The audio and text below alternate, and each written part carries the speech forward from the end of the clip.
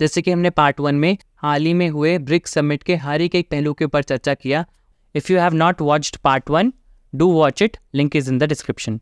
Also जो नए देश जुड़े हैं ब्रिक्स से, उन सभी के ब्रिक्स से जुड़ने के क्या मायने हो सकते हैं फ्रॉम इंडियाज़ पर्सपेक्टिव, वो इस वीडियो में देखते हैं। उससे पहले आपका सचेतनता चैनल में स्वागत है। मैं आपका दोस्त अरमान। इस वीडियो में हम हर एक नए सदस्य देशों के विषय में चर्चा करेंगे कि वो भारत और चाइना के परिप्रेक्ष्य में कैसे हैं, ताकि हम ये समझ पाए कि ये जो नए देश जुड़े हैं ये भारत के लिए आगे चल कर के मुसीबत तो नहीं बनेंगे ना। सबसे पहले हम देखते हैं कि ईरान। इंडिया की एक्सटेंडेड नेबरहुड पॉलिसी के तहत इंडिया और ईरान के रिलेशंस निश्चित ही अच्छे रहे हैं। इसमें भारत का चाबार पोर्ट जैसे इंफ्रास्ट्रक्चरल प्रोजेक्ट में इन्वेस्ट करना हो इन ईरान, एंड ईरान के द्वारा अफगानिस्तान एंड सेंट्रल एशिया की तरफ भारत को कनेक्टिविटी देना हो थ्रू चाबार पोर्ट। और इसके साथ भारत जो आर्मीनिया को वेपन सप्लाई करता है ऑन आर्मीनियाज डिमांड, तो वो भी ईरान के रास्ते ही आर्मीनिया जाकर के पहुंचते हैं, जिन चीज़ों पर कि ईरान हमेशा सपोर्टिव रहा है। और इसके साथ जब रशिया के द्वारा भी कुछ ऑयल देने में ऑयल के डिस्काउंट जब कम कर दिए गए थे और अन्य घटनाएं जो क्रूड ऑयल के रिलेटेड सामने आई थी, और उसके बाद इंडिया जो अपने नए पार्टनर्स को तलाश रहा था, तो उसमें ईरान भी सामने आया था, जिसमें कि वो कुछ ऑयल पेमेंट्स को रुपये में लेने के लिए भी राज़ी हुआ था।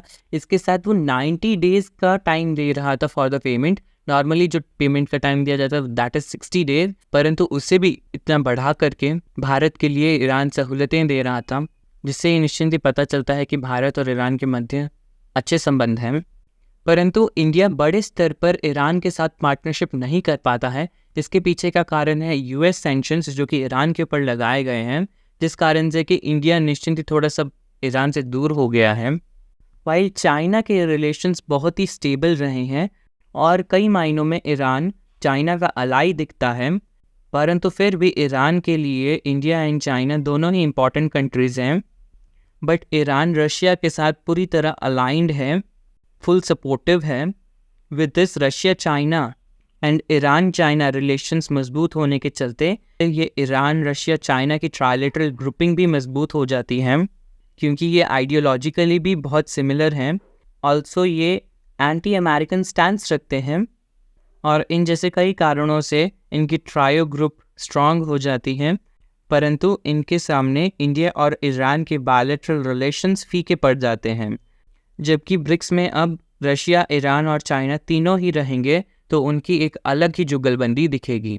इसके बाद अगले देश सऊदी अरेबिया की अगर हम बात करें, तो रीसेंट ईयर्स में सऊदी अरेबिया का चाइना और इंडिया दोनों के साथ ही रिलेशंस में मजबूती आई है, परंतु चाइना के साथ बहुत ही मजबूत हुए हैं relations. Also China and Saudi के मध्य एक डील भी हुई थी which says they will not raise issues of others internal matter, जिससे कि सऊदी को ज़्यादा फ़ायदा नहीं है बल्कि चाइना को इनॉर्मस बेनिफिट है, एज सऊदी जो कि मुस्लिम वर्ल्ड को, अरब वर्ल्ड को डोमिनेट करता है, तो वो कभी भी चाइना के इंटरनल मैटर ऑफ वीकर मुस्लिम का मुद्दा नहीं उठा पाएगा, जिससे कि इंटरनेशनली चाइना की इमेज डिफेम नहीं होगी। भले ही इंडिया सऊदी बायलैटरल रिलेशंस अच्छे हैं, परंतु इन सभी कारणों के चलते चाइना और सऊदी के बायलैटरल रिलेशंस ही नहीं, इंटरनेशनल रिलेशन भी स्ट्रांग है। ऑल्सो चाइना के द्वारा हाल ही में गल्फ में शांति लाई गई थी by making piece between Iran and Saudi Arabia, जिससे कि चाइना का गल्फ में दबदबा बढ़ा है।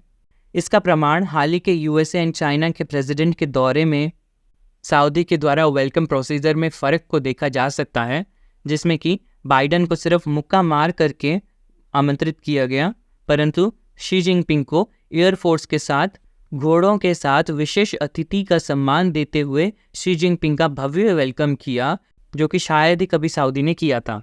अब इसके बाद यूएई को अगर हम देखें, भारत के रिलेशन यूएई के साथ निश्चित ही मजबूत रिलेशंस हैं। Also peoples connect and cultural connect भी दोनों राष्ट्रों के मध्य हैं। इसके साथ I2U2 जैसे संगठनों में ये दोनों देश साथ आते हैं in this multilateral grouping. Also in the Arab Mediterranean corridor for UAE, I feel UAE supports India multilaterally and although have a good relation with China but have a tilt towards India because UAE ideologically भी India के साथ वाइव करता है और इन्हीं strong relations के चलते India के द्वारा यूएई को G20 में भी as a guest country invite किया गया है। इसके बाद अर्जेंटीना के विषय में अगर बात करें तो अर्जेंटीना इंडिया के साथ डिफेंस पार्टनरशिप करना चाहता है और स्ट्रैटेजिक पार्टनरशिप तो पहले से ही है।